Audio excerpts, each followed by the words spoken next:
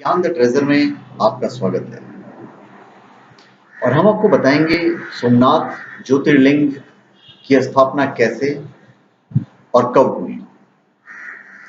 शिव पुराण के अनुसार सोमनाथ ज्योतिर्लिंग भगवान शिव का प्रथम ज्योतिर्लिंग है। यह मंदिर गुजरात राज्य के सौराष्ट्र क्षेत्र में स्थित है। ऐसी मान्यता है कि शिवलिंग की स्थापना स्वयं चंद्रदेव ने की थी। पुराणों में सोमनाथ ज्योतिर्लिंग की स्थापना से संबंधित जो चीजें बताई जाती है वो मैं आपको बताने वाला हूं। जब प्रजापति दक्ष ने अपने सभी 27 पुत्रियों का विवाह चंद्रमा के साथ कर दिया तो वे बहुत प्रसन्न हुए। पत्नी के रूप में दक्ष कन्याओं को प्राप्त कर चंद्रमा बहुत शोभित हुए और दक्ष कन्याएं भी अपने स्वामी के रूप में चंद्रमा को प्राप्त कर शोभायमान हो उठी। चंद्रमा की उन 27 पत्नियों में रोहिणी उन्हें सबसे ज्यादा प्रिय थी, जिसको वे विशेष आदर और प्रेम करते थे। उनका इतना प्रेम अन्य स्त्रियों से नहीं था। चंद्रमा की तरफ से अपनी उदासीनता और उपेक्षा को देखकर रोहिणी के अलावा बाकी दक्ष पुत्रियां बहुत दुखी हुई। वे सभी अपने पिता दक्ष की शरण में गई और उनसे अपने कष्टों का वर्णन किया।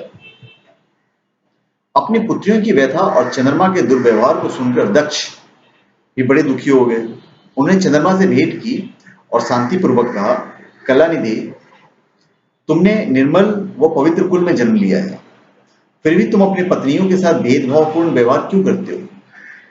तुम्हारे आश्रय में रहने वाली जितनी भी स्त्रियां हैं उनके प्रति तुम्हारे मन में प्रेम कम और अधिक क्यों?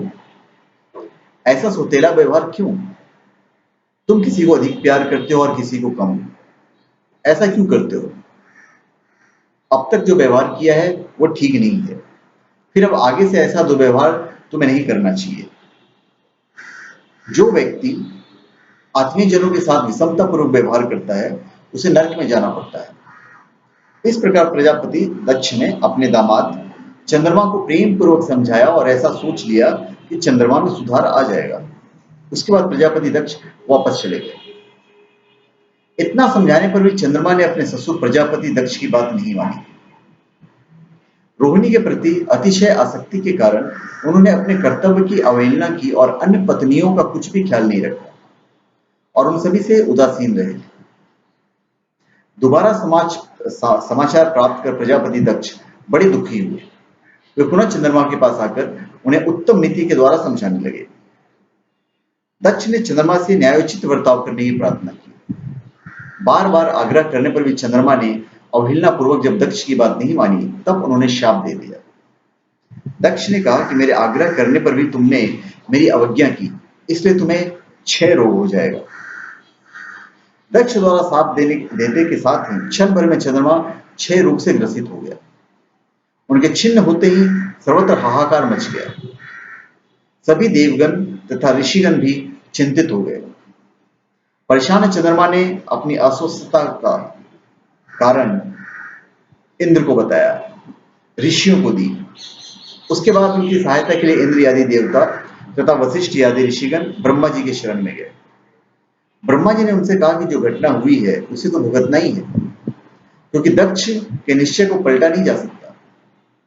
उसके बाद ब्रह्मा जी ने उन देवताओं को एक उत्तम उपाय बताया। ब्रह्मा जी ने कहा कि चंद्रमा देवताओं के साथ कल्याणकारक शुभ प्रवास क्षेत्र में चले जाएं। वहां पर विधि पूर्वक शुभ मृत्युंजय मंत्र का अनुष्ठान करते हुए श्रद्धा पूर्वक भगवान शिव की आराधना करें। अपने सामने शिवलिंग की स्थापना करके प्रतिदिन कठिन तपस्या करें। इनकी आराधना और तपस्या से जब भगवान भोलेनाथ प्रसन्न हो जाएंगे तब वे इन्हें क्षय रोग से मुक्त कर देंगे।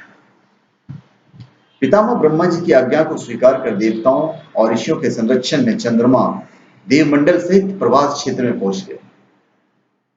वहां चंद्रदेव ने मृत्युंजय भगवान की अर्चना, वंदना और अनुष्ठान प्रारंभ किया। वे मृत्युंजय मंत्र का जप तथा भगवान शिव की उपासना में तल्लीन हो गए। ब्रह्मा जी की आज्ञा के अनुसार चंद्रमा ने 6 महीने तक निरंतर तपस्या की और वृषभ ध्वज का पूजन किया।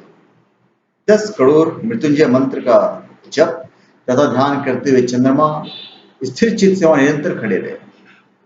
उनकी उत्कट तपस्या से भक्त वत्सल भगवान शंकर प्रसन्न हो गए। उन्होंने चंद्रमा से कहा, चंद्रदेव, तुम्हारा कल्याण हो। तुम जिसके लिए कठोर तप कर रहे हो उस अपनी अभिलाषा को बताओ, मैं तुम्हारी इच्छा के अनुसार तुम्हें उत्तम वर प्रदान करूंगा। चंद्रमा ने प्रार्थना करते हुए विनयपूर्वक कहा, देवेश्वर, आप मेरे सब अपराधों को क्षमा करें और मेरे शरीर से इस क्षय रोग को दूर करें। भगवान शिव ने कहा, चंद्रदेव, तुम्हारी कला प्रतिदिन एक पक्ष में छिन्न हुआ करेगी, जबकि दूसरे पक्ष में प्रतिदिन वो निरंतर बढ़ती रहेगी। इस प्रकार तुम स्वस्थ और लोक सम्मान के योग्य हो जाओगे। भगवान शिव का कृपा प्रसाद प्राप्त कर चंद्रदेव बहुत प्रसन्न हुए। उन्होंने भक्ति भावपूर्वक शंकर की स्तुति की। ऐसी स्थिति में निराकार शिव उनकी दृढ़ भक्ति को देखकर साकार लिंग रूप में प्रकट हुए और संसार में सोमनाथ ज्योतिर्लिंग के नाम से प्रसिद्ध हुए। तो धन्यवाद। आप हमारे चैनल पे सब्सक्राइब करें और अपने कमेंट दीजिए। धन्यवाद।